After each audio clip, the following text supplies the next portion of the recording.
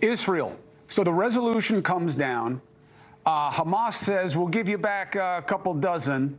The resolution says all. People say, well, they're a terror organization. You know, of course, Israel's going to have more conditions on them. They're a fully functioning democracy. Is that fair? And is that the way you would play it?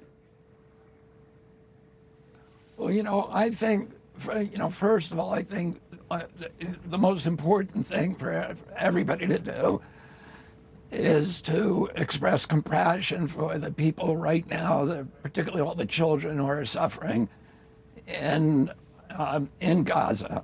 And I think the point that you made earlier was a really important one, that Israel is doing more right now to protect human life and has done more over the past 16 years to avoid this outcome than we would expect of any nation in the world.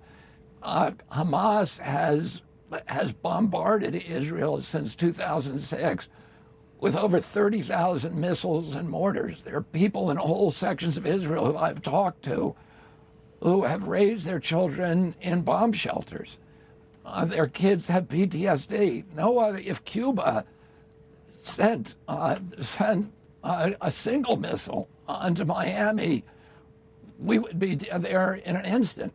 And Hamas has been targeting civilian populations for 16 years. Right.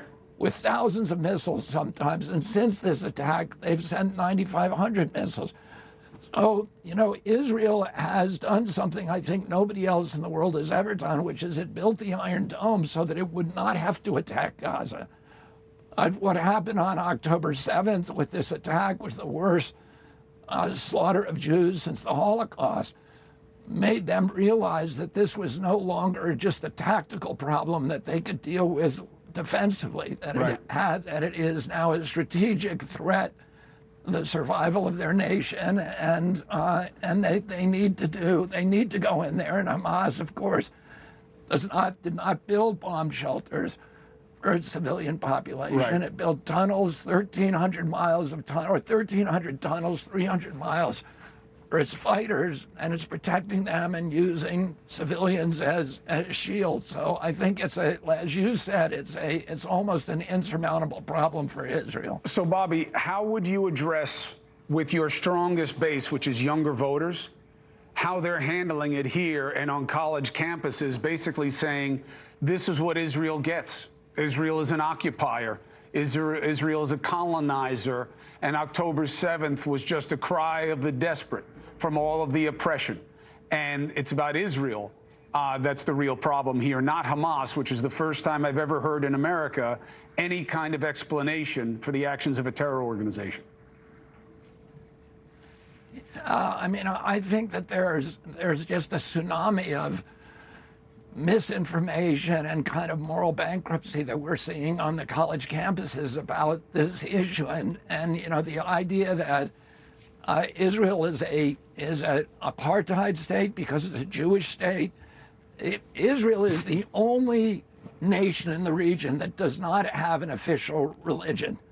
All the other surrounding nations are Muslim. You know, there's 40 nations in the world, 42 that have official religions.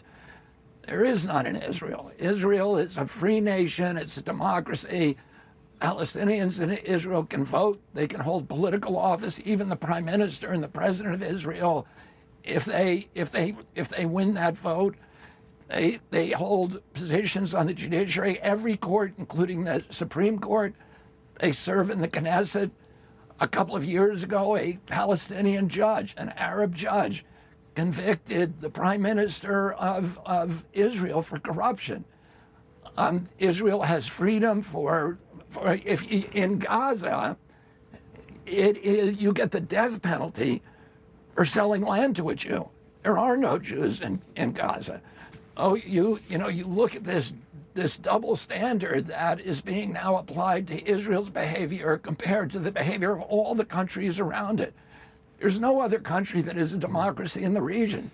There's no other. If you're a Palestinian and you want to criticize your government, you better do it in Israel. Because if you do it in the West Bank, if you do it in Gaza, if you do it in Jordan, if you do it in Syria, if you do it in Lebanon, you're going to either have your throat slit or you're going to go to jail and be tortured. Oh, you know, the freedom that people have, so calling Israel an apartheid state is such an absurd twist and perverted twist. And ultimately, you know, if you're applying a double standard, it reflects a bias, and you'd have to call that bias anti-Semitism. Hey, thank you for watching. Please go to newsnationnow.com, newsnationnow.com, and you can find NewsNation on your television provider. And don't forget to click the red subscribe button down below. Then you will get more of NewsNation's fact-driven coverage.